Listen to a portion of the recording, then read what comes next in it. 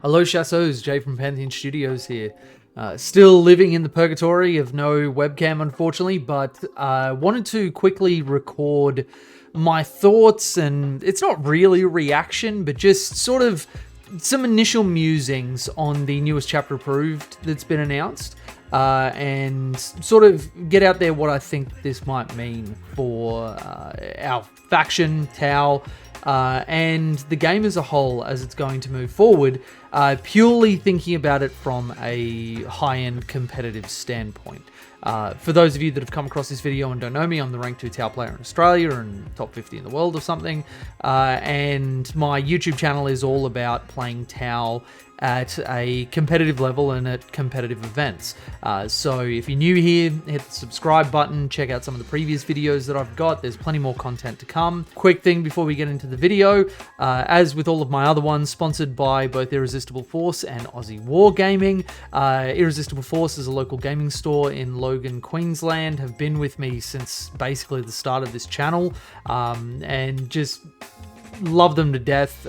Took a chance on a small YouTube creator and, you know, have been excellent friends to the channel. Now, we are going to be doing a set of giveaways as part of this video as well. Irresistible Force are giving a $50 voucher, and Aussie Wargaming have committed to match the same for their store. Aussie Wargaming give you a enormous 25% off any GW products. Now, as I put out on a community post on my YouTube, this will be the last month that Aussie Wargaming's giveaway is done as a YouTube giveaway, and from January onwards, it is going to be done as part of my Patreon, which if you are interested in supporting me, supporting the channel, helping me build my studios and pump out awesome content for Tau and a whole heap of other things, head to the link in the description where you can get yourself a whole bunch of rewards, whole bunch of giveaways, including the limited edition operative...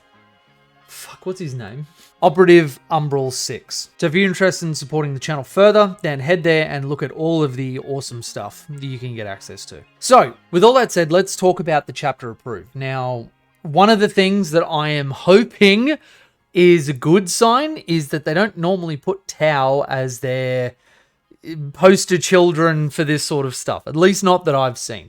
This could also mean that we're about to get slammed with points, but I would be very, very surprised if we did, given that our faction's overall a 50% win rate on our good weeks and less than that outside of that.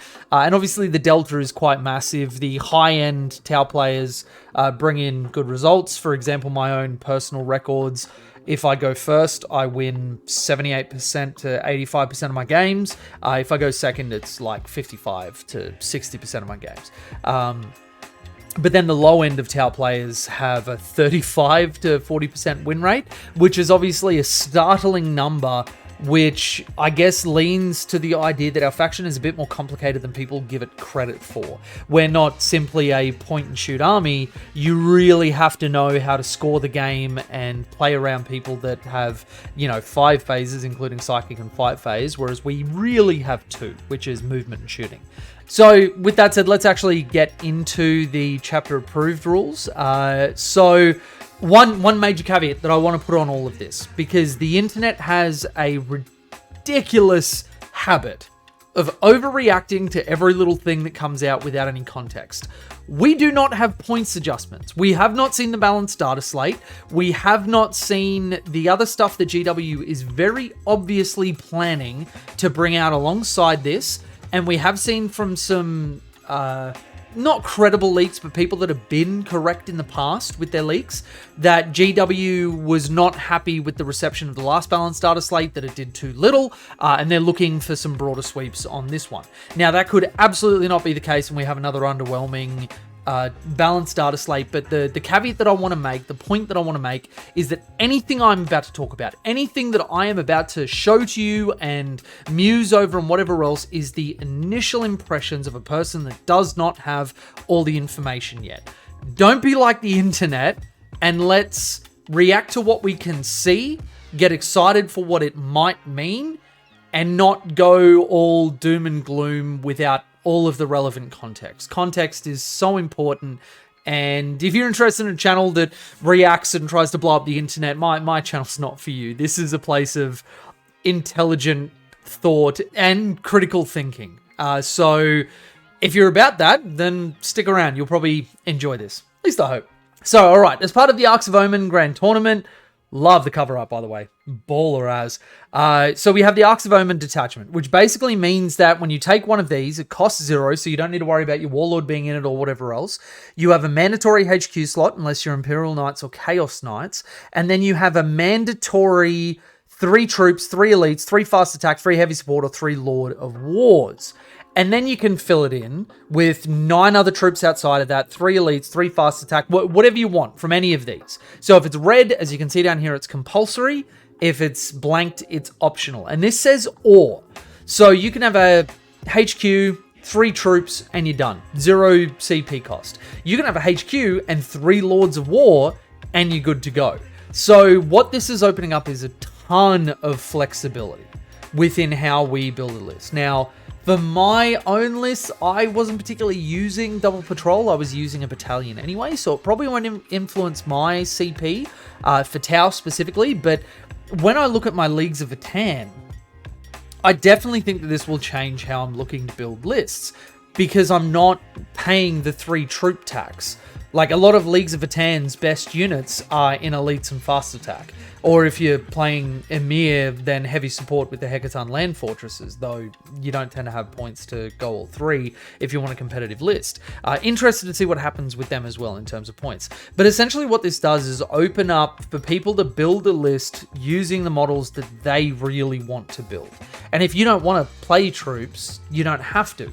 And I've seen on Reddit people talking about, oh, this is just driving people to not do it. Troops should be the best units in the game, and but it's thematic and blah, blah, blah. Like, if you're interested in Warhammer 40k as a thematic game which stays true to the lore, do not play competitively.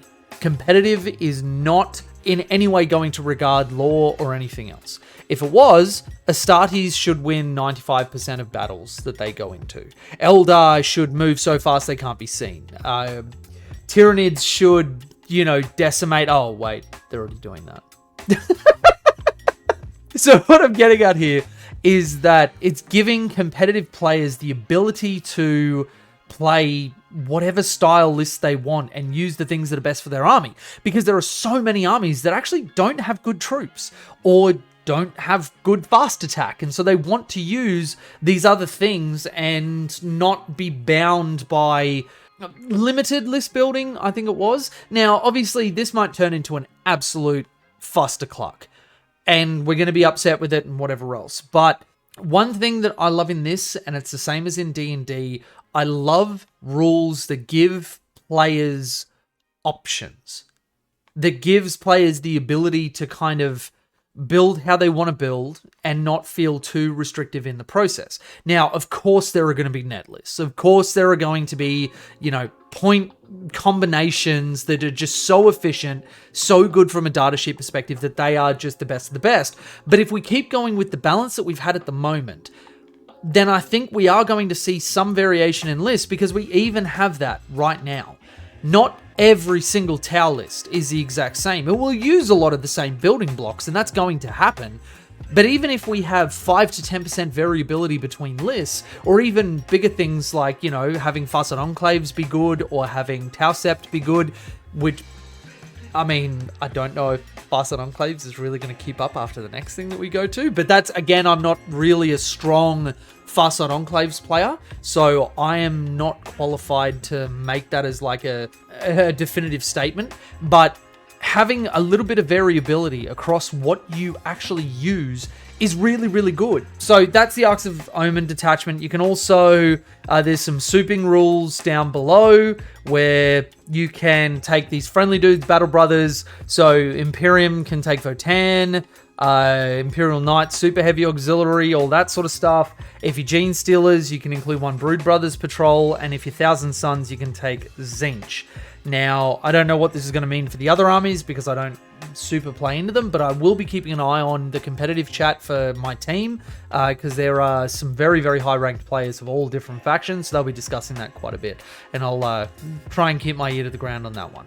Now, the big thing, and hello, fellas, and this is why I think this is kind of aimed at us, even though it is going to benefit things like Demon Princes and whatever.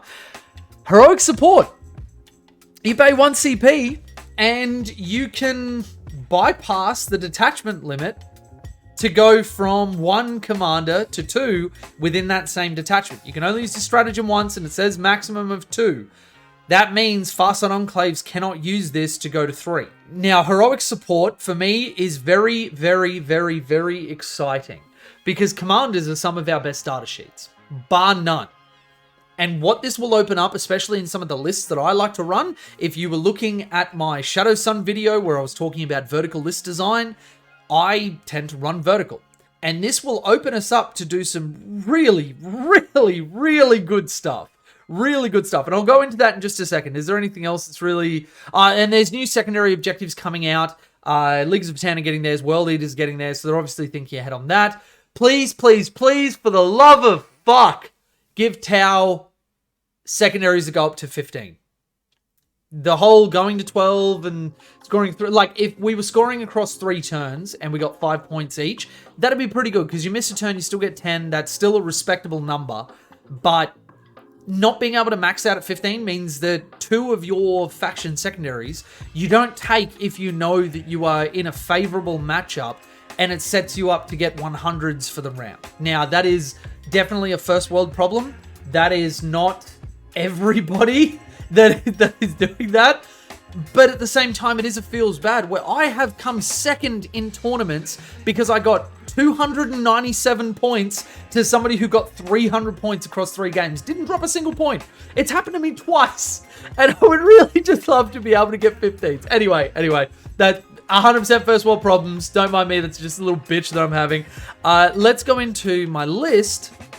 And let's have a look at what this would potentially mean. So I look at the list that I took to Masters. Now, this likely isn't going to be the same list that I run later on. If you'd like to keep track of the list that I'm running and where my deviations happen and what I'm getting ready for in the new year, head to Patreon because Shasso tier patrons get access to my personal lists whenever they want. And I'm going to be posting and doing videos for them on why I'm changing things, the breakdown of exactly my mindset of what's happening there. So if you want that competitive edge, then head over to Patreon, go there, you will not be disappointed. All right, so I run 2 Crude Hounds. I run a Cold Star because, of course, Cold Star's the best out of the commanders when you can only take 1. Ethereal, Long Strike, 3 Carnivores, Crisis Suits. Again, this is probably going to change. I'll keep the 5-man. I don't know about the other 3-men. Depends on the matchups that I'm going to be facing. 2 Sun Sharks and Shadow Sun. Just as a quiet note, if the Sun Sharks get nerfed with points, I will be pretty mad because they're, depending on how heavy-handed the nerf is, I will probably still keep them in the list because they give us stuff that we absolutely need. Keep an eye on the channel for the video coming out on them in the Why Though series where we've done Shadow Sun and Crude Hounds at the moment. Now, let's have a look at what I would potentially do if, let's say, because the battalion functions almost in the exact same way as the Arks of Omen's detachment. What would I do differently? Well, first and foremost, this guy is not going to have a Warlord trait. And that is for almost no other reason than I need the CP.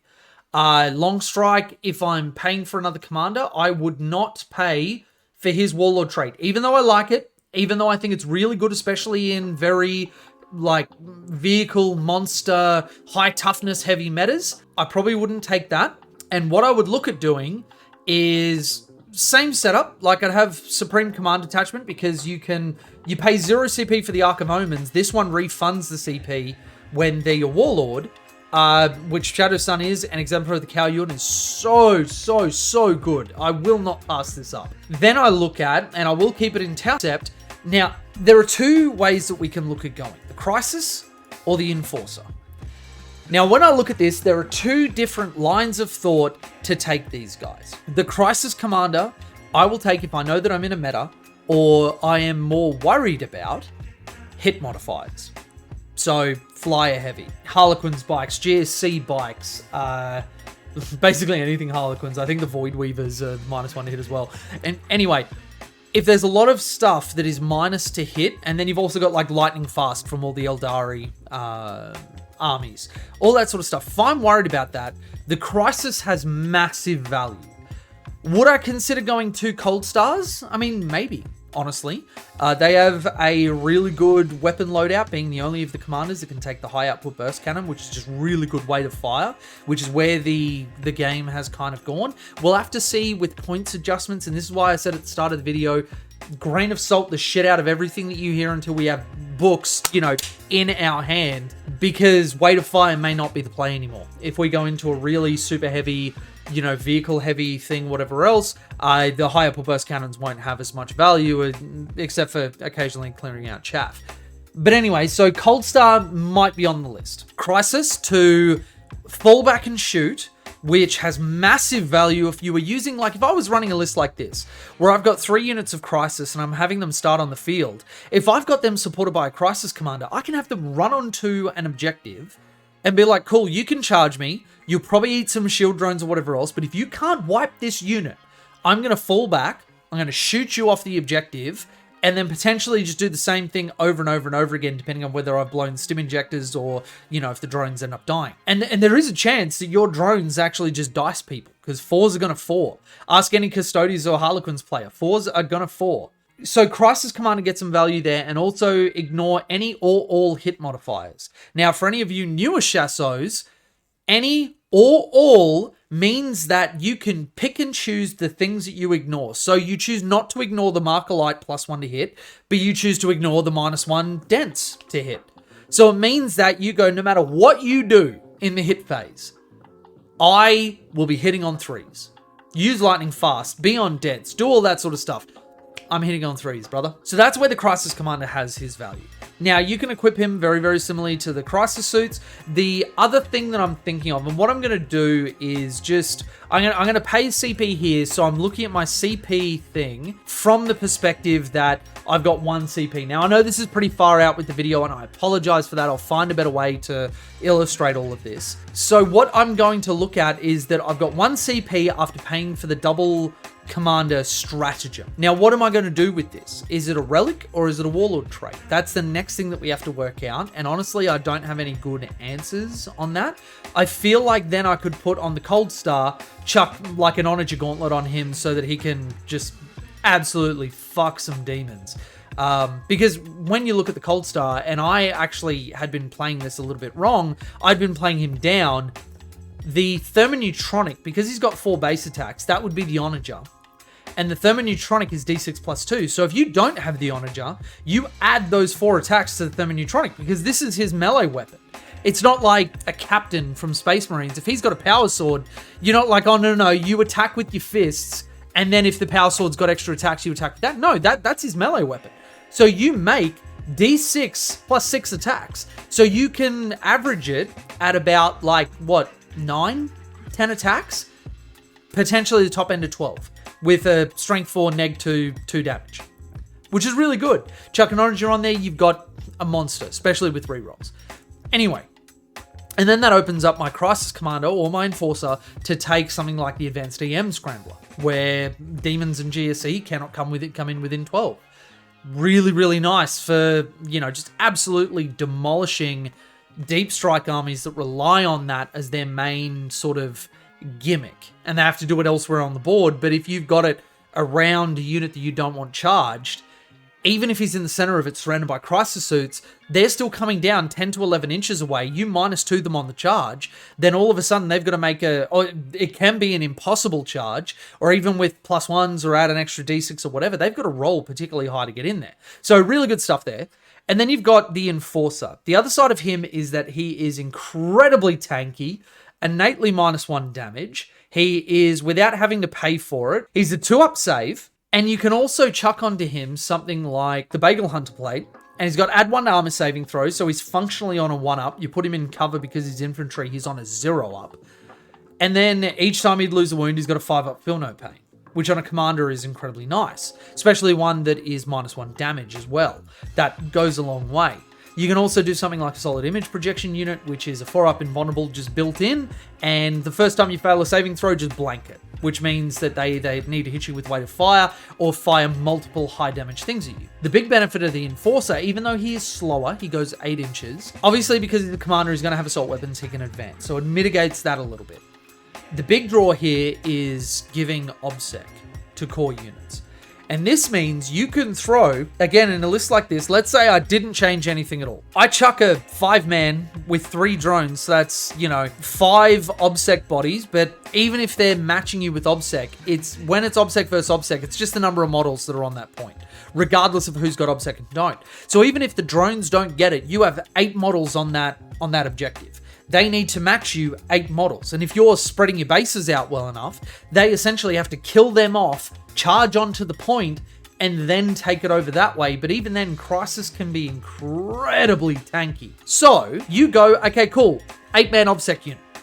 And then at the start of your next, because the buff falls off at the start of your command phase, which means that you score your primary points before that OBSEC buff falls off. So if they just run on there and fail to kill you and don't have more models, or they touch it with a unit that doesn't have OBSEC and they just needed to wipe you but they couldn't do it, then even if you have 1 Crisis suit remaining, you control that objective 4 points of primary, straight up. That is really, really good. And you can do that with multiple Crisis units, just knowing where you need to take and giving those buffs. And if you look at, a video I've got coming out in just a little bit is talking about some of the most used stratagems that we use. 3-man Crisis units, we have 2 ways with a Cold Star in a list to auto advance. The max you could roll in a dice or more than. The Cold Star making 1 unit go 18 and another one spending 1 CP to go 16 inches and ignore the hit penalty for advancing and firing. We have such good ways to spring out from places that our enemy might not expect or might not plan for, but we can plan for and just go, cool, I move over there with OBSEC. This is a 5-man unit or a 6-man unit or whatever. That point is mine. And that is really, really, really great. Even if you flub your shooting phase, having OBSEC is really, really good. So this is why I was incredibly excited about this news, because for us as a faction, that you had to go Farside if you wanted multiple commanders. Taking 2 patrol detachments just wasn't worth it in Tau Sept. And in Farsight, they kind of had to do it to get the value of those commanders. Not that they had to. There are lists that do well with just the 2. But Tau Sept with just 2 is going to be really, really, really good, because we don't have to give up Long Strike. We don't have to give up Shadow Sun. And what we get in return is just value. And you look at, let's outfit one of these dudes. The Crisis Commander is the cheapest of all the commanders, default. Let's put him on a 2-up armor save. We won't worry about CP, but we're going to go for a plasma rifle. We're going to go for a missile pod. We're going to go for a burst cannon, and we're going to go for let's go for a cyclic. Okay, so he's got a good long to mid-range sort of profile. And then let's say for shits and giggles, so that we can ignore wound caps, we go for the advanced burst cannon. We have 165 points. We just added 165 points. Now, I think I'm still going to take 3 units of Crit Carnivores. We need them as objective holders and action monkeys and all that sort of stuff. Pre-game moves are so good for getting them out on the board. Crit Hounds, I will never leave home without them. I will have 2 units. So we will have to give up something. We will, and is a Crisis Commander worth a full unit of Crisis Battlesuits or near to? The honest answer is kind of yes. Because they are great platforms. They can benefit from Lookout Sir. They give out buffs that the other 2 units can absolutely use. And they fit into that vertical list design that we've been doing so well with. So, yeah, Double Commander. Really, really exciting. I think that this is honestly a great step from them. I'll be more than willing to eat my words if this turns out to be really, really bad.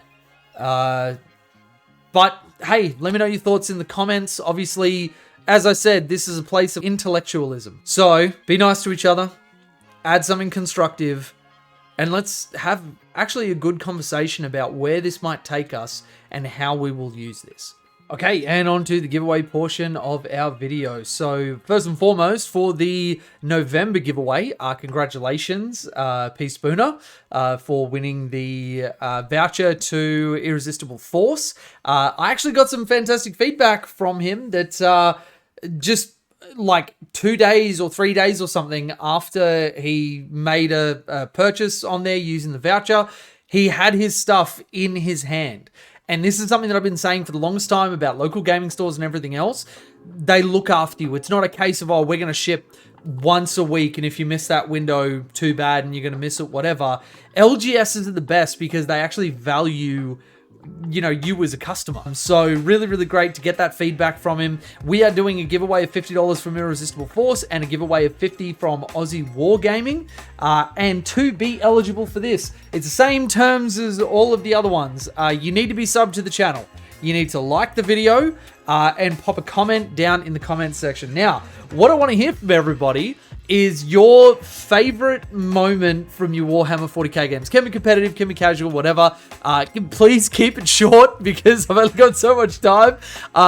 For what it's worth, my favorite moment was where this really cocky Custodes player charged long strike with an unkillable bike captain. It was in Khao Yun, and of course I hit on a 6 in Overwatch, which then exploded, and the unkillable bike captain took 22 wounds in one round in the charge, and he was just so defeated. Just so defeated from that point on. But anyway, just one comment will get you in for both of the giveaways for Irresistible Force and for Aussie Wargaming. Even if you don't get anything, these guys are fantastic. They ship worldwide. And Aussie Wargaming give an immense 25% off for any GW products. Irresistible Force are an amazing LGS that I'm really, really passionate about, you know, keeping alive and making sure that these are little hubs that people can go to. So even if you don't win anything, go and check them out. If I don't know if there's any comments or whatever else, but if you let them know that I sent you there, that also helps me because then they know that, you know, it's actually doing something. So yeah, let me know your best moments from the tabletop. I actually really, really enjoy hearing little anecdotes from people and all little comments and everything. All of you will see I am super active in my comments section. So give me your best. Let's see what we got. On screen now are my patrons. I am so grateful to each and every one of you. With your support, we are almost at the point now where I will be able to pick up a webcam. It is incredible, the people that have jumped on board. If you would like to join them, hit the link down in the description. I've decided, because we've hit a goal that I didn't think I'd hit for a little bit, which is great, I've decided to set a goal. If we can get my Patreon to 200 US a month, then I will... fully filmed and as much detail as I can get, run a game where I play Storm Surge Double Riptide at my local RTT, which, for context, has some of the highest ranked players in Australia regularly going there. It's not a normal RTT, it's usually a sweat fest. So I will take what is probably a suboptimal list, and I will try and make it work against some of the best players in Australia. Film the whole thing so you guys can watch and enjoy and laugh at me as I flub things, or maybe even learn something from how I use that list to try and really, really put down some hurt. So yeah, if you would like to see that, if you would like to be a part of it, and that will not be the only goal that I set for my Patreon, you can be assured, head on over and we'll see you guys very, very soon. Very excited about this. I hope you are too.